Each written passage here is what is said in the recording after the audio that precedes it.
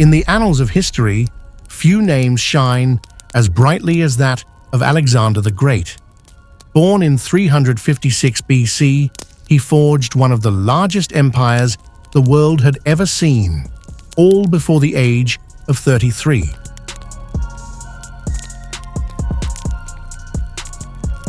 In this 10-minute journey, we'll explore the life, battles, and legacy of the man who became a legend. Born in Pella, the capital of ancient Macedonia, Alexander was destined for greatness. His father, King Philip II, was a formidable ruler, but it was his mother, Olympias, who instilled in him a sense of destiny. She often told him that he was descended from the gods.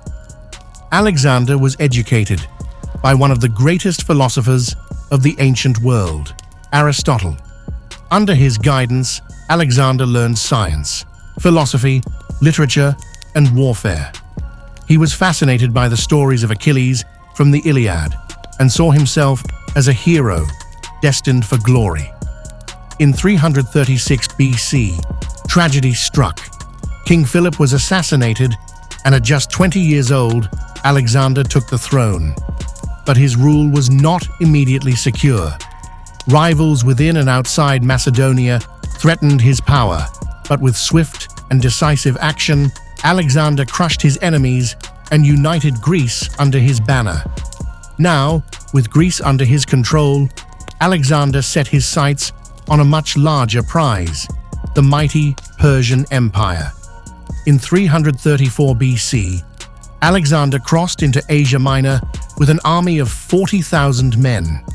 His first major victory came at the Battle of Granicus, where he decisively defeated the Persian forces, opening the path deeper into Asia. But his true test came at the Battle of Issus, where Alexander faced the full might of the Persian army, led by King Darius III himself. Despite being outnumbered, Alexander's tactical brilliance and fearless leadership led to another astonishing victory. Darius fled, leaving his family behind, and Alexander showed his character by treating them with great respect. One of the greatest demonstrations of Alexander's determination came at the siege of Tyre. The island city resisted him for 7 long months, but Alexander, undeterred, built a causeway to reach the city, eventually taking it by storm. The fall of Tyre solidified his dominance in the region. After Tyre, Alexander moved south into Egypt. There, he was welcomed as a liberator from Persian rule. In the ancient city of Memphis, he was proclaimed pharaoh. But it was at the oracle of Siwa where Alexander was declared the son of Zeus, further fueling his belief in his divine destiny. Alexander's most famous battle came in 331 BC at Gaugamela. Darius III had assembled an army of over 200,000 soldiers. Alexander, vastly outnumbered with only 47,000 men, used the terrain and his innovative phalanx strategy to shatter the Persian forces. Once again, Darius fled, and soon after, Alexander entered the great city of Babylon, becoming the undisputed ruler of the Persian Empire. With Persia conquered, Alexander pushed even further east, reaching India. Alexander set his sights on India, drawn by tales of its wealth and the desire to push the boundaries of his empire further east. His journey into India began with the crossing of the formidable Hindu Kush Mountains, a feat that highlighted both his determination and the unwavering loyalty of his men. Upon entering the Indian subcontinent, Alexander first encountered the small but brave kingdom of Gandhara, which he swiftly overcame. However, it was the fierce resistance of the Indian ruler King Porus, who ruled the region between the Jhelum and Chenab rivers, that truly tested Alexander's might.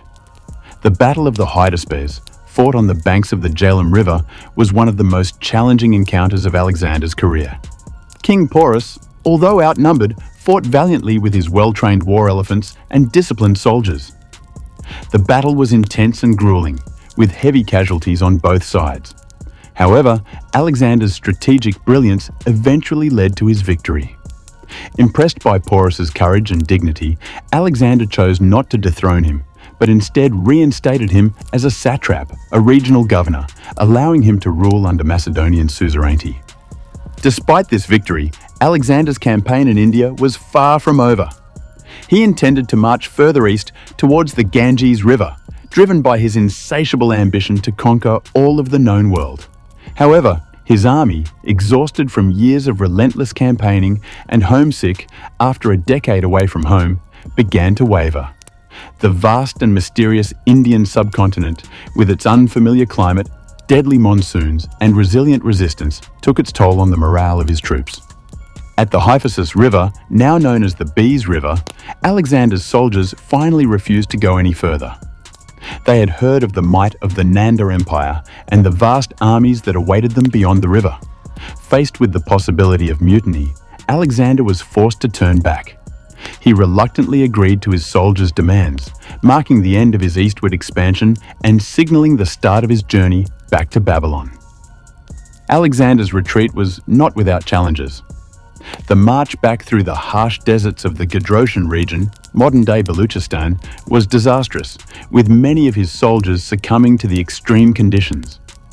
This retreat is often seen as the beginning of the end for Alexander's empire, which fragmented soon after his death in 323 BCE. Alexander's invasion of India was a testament to his extraordinary military prowess, but also highlighted the limits of his ambition. While he managed to conquer parts of northwestern India and left a lasting legacy, the resistance he faced and his eventual retreat underscore the challenges of maintaining an empire that spanned 3 continents. Alexander's dream of a united world empire came close to reality, but it was in India that he encountered his final and most formidable obstacle.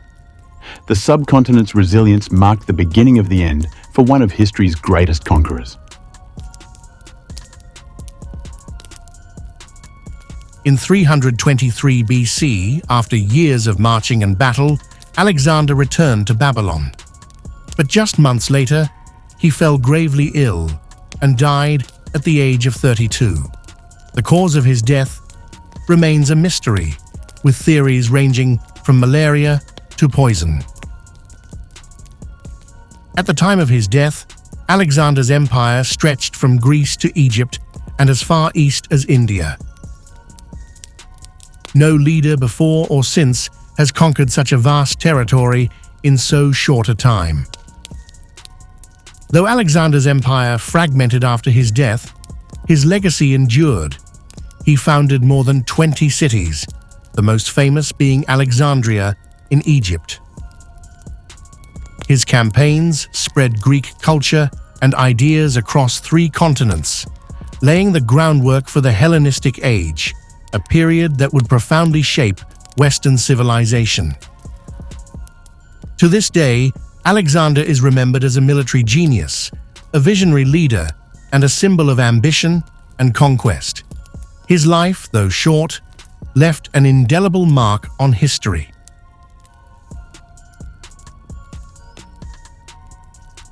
Thank you for watching a journey through the life of Alexander the Great. If you enjoyed the video, make sure to like, comment, and subscribe for more historical content.